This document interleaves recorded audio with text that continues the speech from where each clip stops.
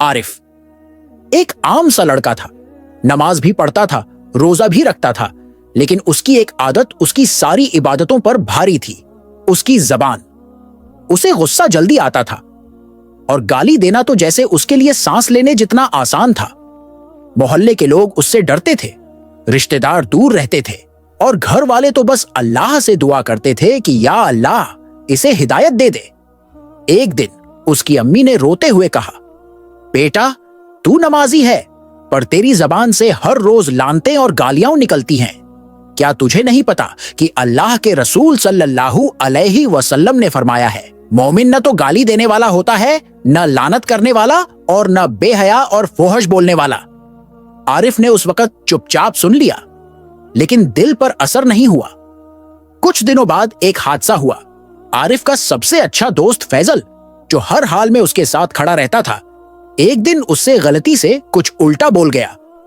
आरिफ को गुस्सा आया और उसने वो सब कह दिया जो एक दुश्मन भी नहीं कहता। हरामजादे, कमीने, तेरी औकात क्या है मेरे सामने? फैजल की आंखों में आंसू थे। वो कुछ नहीं बोला, बस चला गया। उसके बाद कभी वापस नहीं आया।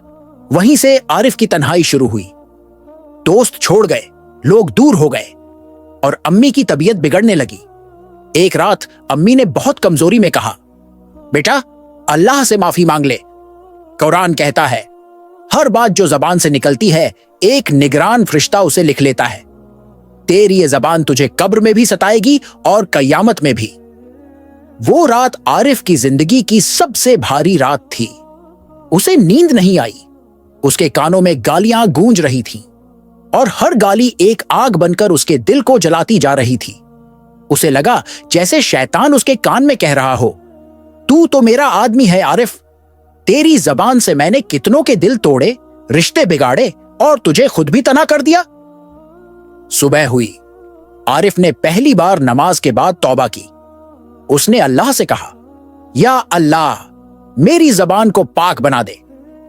मुझे वो लफ्ज अता कर जो दिलों को जोड़े, जो तसल्ली दें, जो जन्नत के करीब ले जाएं।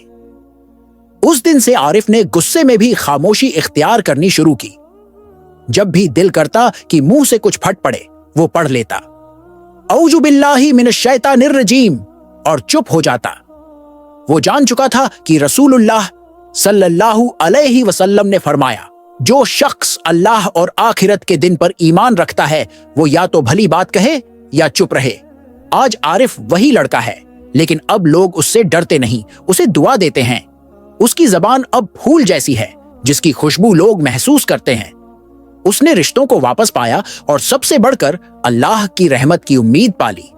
एक गहरी बात, भाइयों और बहनों, जबान सिर्फ लफ्जों की आवाज नहीं, ये या तो जन्नत की कुंजी है या जहन्नम की आग।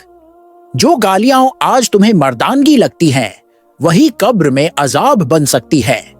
आज ही तौबा कर लो, क्योंकि एक दिन तुम्हारे लफ्ज ही तुम्हारा मुकद्दर तय करेंगे।